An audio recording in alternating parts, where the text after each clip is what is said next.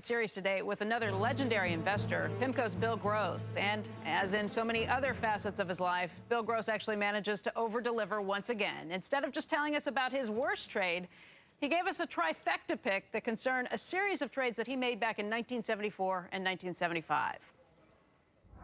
In terms of sins or mistakes, there are sins of commission and sins of omission. And the three trades in 74, 75, some of them were sins of commission and some were sins of omission.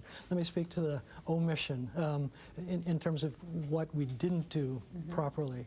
There were two gentlemen in 1975 that came by Pacific Mutual, which was the owner of Pimco, and Pimco's offices.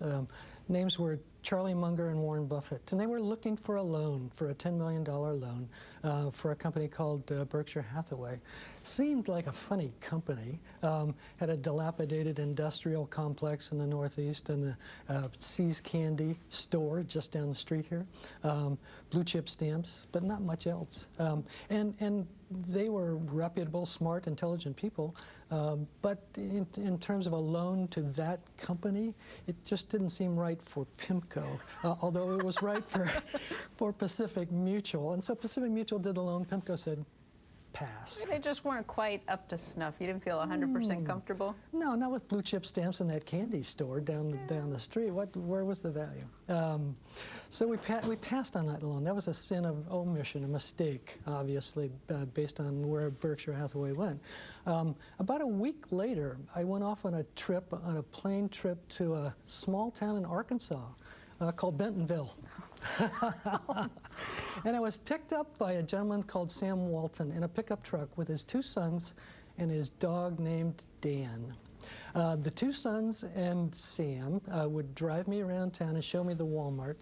All the while, with their dog named Dan, they'd yell, "Get him, Dan! Get him, Dan!" when a dog or a cat would cross the street.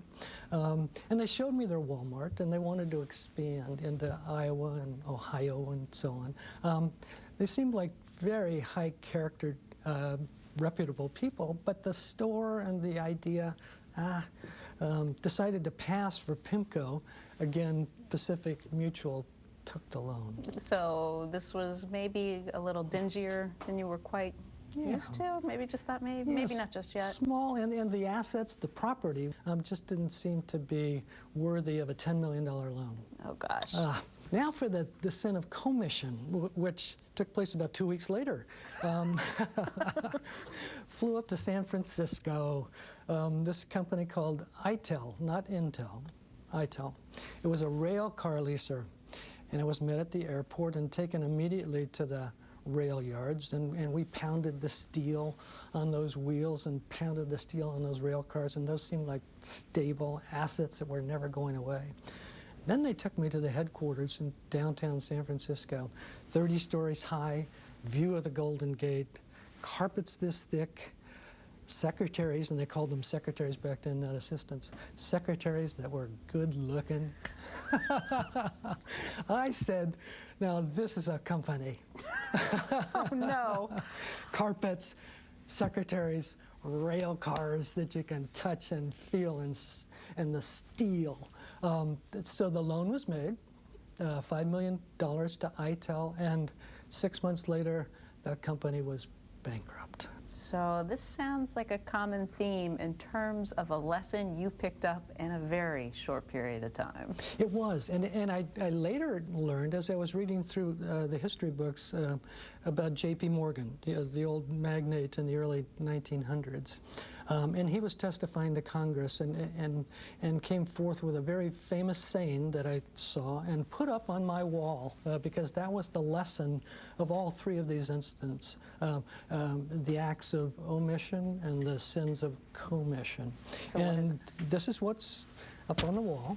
And it's a picture of J.P. Morgan, and there he is with his vest and his pocket watch and his bulbous nose, and he looks mean and angry, doesn't he? And what he told the Congress was a philosophy that applies to all three of those incidents. And he said that lending is not based on money or property, not on those Walmart stores, or not on those rail cars or those thick carpets or on that See's candy store. No, lending is based on character. On character, sir. That's what he said. And that was the lesson of lending that I learned from each three of those, that the people were the important ingredient, that if I had gone further in terms of the intelligence and the character of Warren Buffett and Charlie Munger and Sam Walton, the loan would have been made and it would have been more than profitable. But instead I chose the flash, the property, and went in the wrong direction. And so J.P. Morgan sits up on my wall. That's the lesson of lending that Pimco ascribes to ever since. Well, as Gross showed you, he has that very unique way of reminding himself about the lessons that he learned through his mistakes. That picture of J.P. Morgan. Coming up today on Power Lunch, we're going to talk about how he uses this lesson in his business today and how it's helped him along the way. And by the way, tomorrow on Squawk, we're going to continue this series with BlackRock's Larry Fink. He'll share his worst trade and talk about how he sold himself short. What's nice about it is it's not just a story of the trade, but sort of the lesson, right? How not to repeat it, and certainly how not to copy it if you're somebody else. These guys are human too. They do make mistakes. It's just they're a little smarter than the rest of us in terms of learning from those mistakes. And what I can tell you about all five of the individuals we sat down with is that they have analyzed these mistakes and have really put it to work in their businesses ever since. Yeah, you should make a book out of this, and you can compete with Gary Kaminsky. That's right. Yeah. Make some serious money. Thanked a little off their bit mistakes. higher. There you go. When we come back this morning. Well, Becky Quick sat down with Pimco Bond King Bill Gross and joins us now with what he learned and she learned from his worst trade ever, the dirty little secrets. It is dirty little secrets. And again, these investors have been incredibly honest. This morning on Squawk Box, Bill Gross talked about his 3 worst trades ever. 2 of them were sins of omission, passing up investment opportunities in Berkshire Hathaway and Walmart back in 1974. One, though, was a sin of commission. That was investing in a company called ITEL back in 1975.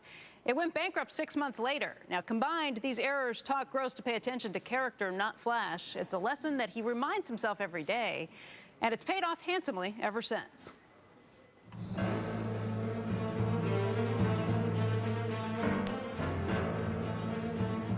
The picture went up on my wall in 1981, and the loans, or the lack of loans, that were made in 1975. And so I was reading through a history book about J.P. Morgan and him speaking to the character, the importance of character as opposed to the importance of property or collateral or money. And it struck me that that was the lesson of my first mistake of commission, the ITEL loan, the loan based on carpets and good-looking secretaries. And at the same time, I put it together and I said that was the reason for the mistake in terms of not lending money to Warren Buffett and Charlie Munger and Sam Walton, that I was looking more at their property as opposed to their character and their intelligence. And so I said, I'm putting this up on the wall, and this will be a lesson for me and for Pimco in years to come. And it certainly was in terms of the subprime crisis when property and the basis of collateral that supposedly were underlying, all of the loans that were made, manufactured, and securitized. I looked at that picture of Morgan and I said, no, sir, we're not going there. Tell me about something that you either didn't invest in as a result of this rule or you did invest in because you looked up at the wall and you saw that picture of J.P. Morgan. Well, we didn't invest in subprimes. We were well aware, Orange County being really the hot spot of property, of what J.P. Morgan basically said not to lend against. And we had rather significant knowledge of the character of the loans that were being made. In many cases, the liar loans, the no docs, the low docs, were of poor character too. And so these weren't loans that could be made either on the basis of property or on the basis of character. Pimco avoided the entire subprime crisis, and our 2008 numbers relative to everybody else were more than outstanding, and has set the stage really for the next 10 years. When Gross says that he looks up on his wall to make sure that he reminds himself of this lesson, he absolutely means that. There's a picture of J.P. Morgan that sits on the wall in his office, and he says he looks up at it every single day.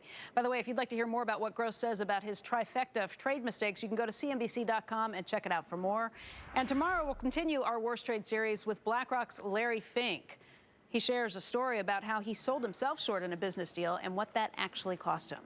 Can't wait. This is such a terrific series, Becky. Yeah, Mandy asked me before, do you think that they're being honest? And I think they have been incredibly honest. I don't know if it's the absolute worst deal, because if somebody asked me, I don't think I would say the absolute worst thing, maybe the fifth worst thing.